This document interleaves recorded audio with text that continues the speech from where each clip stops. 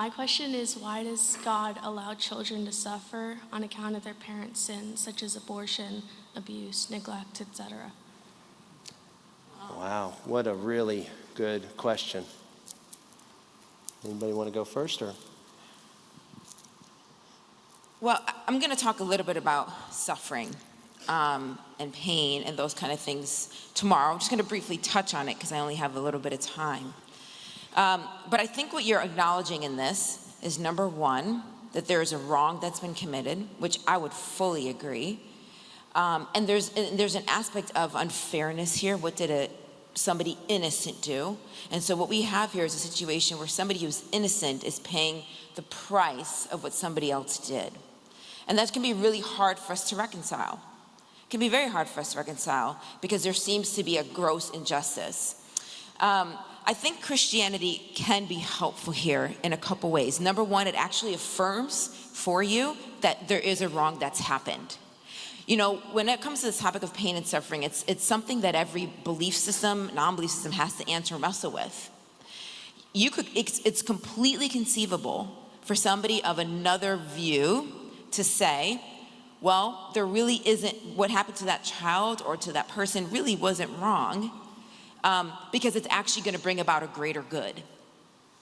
So maybe it was good that we did that to this child because it's going to bring about this good here, and so therefore it's justified.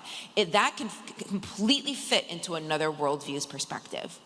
And I think Christianity would acknowledge, even if something good did come out of it, let's say, you can still look at that and say that that is still intrinsically wrong, and that there is that injustice in it. And so Christianity is going to affirm for you that there is a problem here that needs to be addressed.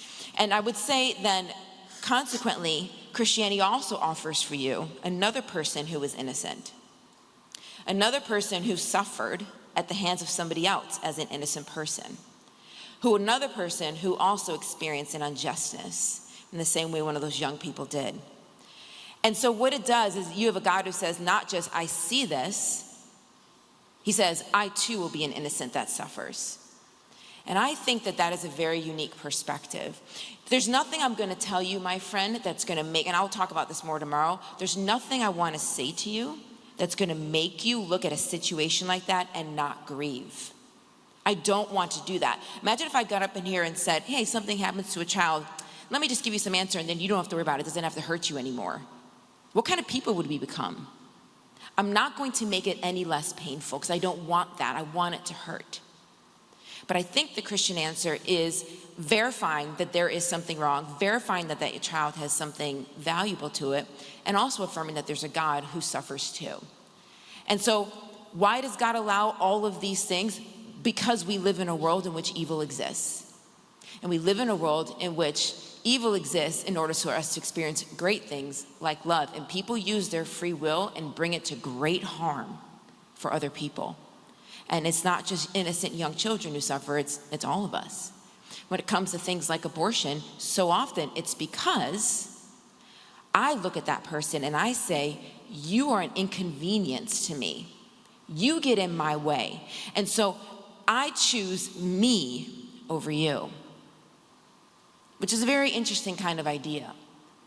You know, like, so we're going to say for this baby's body is going to be broken. It is going to be hurt for me, which is so fascinating. Because when you read about the story of communion and the breaking of the bread and the drinking of the wine, the idea is that this is Jesus' body who's broken for us. It's the complete opposite. He breaks his body for us. Abortion says, I break your body for me. This has to do with our own perceptions and our own idea of putting ourselves above somebody else. And the Christian narrative is the complete opposite. I die for you. And so what you see here, my friend, is people taking their pride, their views, their desires, and putting it over somebody else. And a bunch of innocent people suffer. But don't you worry, my friend. The judge of all the earth will do right. And nobody gets away with anything.